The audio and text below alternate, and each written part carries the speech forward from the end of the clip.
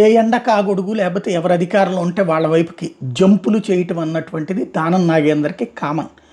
ఒకప్పుడు కాంగ్రెస్ పార్టీలో ఉండి తెలుగుదేశం పార్టీ తరఫున పోటీ చేసి గెలిచి తీరా చూస్తే కాంగ్రెస్ అధికారంలోకి వచ్చేటప్పటికి మళ్ళీ ఇటు వచ్చి కాంగ్రెస్ తరఫున పోటీ చేసి అక్కడ రాజీనామా చేసి వస్తే ఓటమి పాలవ్వడం. ఆ ఓటమి పాలైనటువంటి సందర్భంలో చివరికి రాజశేఖర రెడ్డిని అడ్డుపెట్టుకుని బతికేశారు.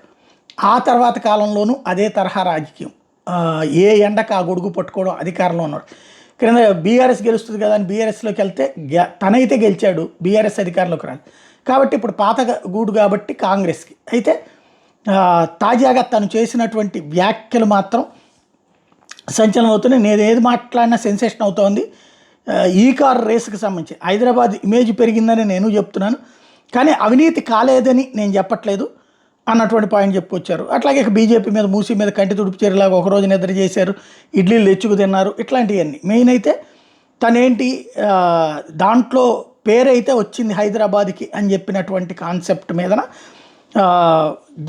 రేవంత్ రెడ్డి సీరియస్ అవుతున్నాడు అన్నటువంటి విషయం తెలిగిన అబ్బెబ్బే నేను అట్టానలేదు, నా ఉద్దేశాన్ని తప్పుగా అర్థం చేసుకున్నారన్నటువంటి పాయింట్ని తెర మీద తీసుకొచ్చారనమాట.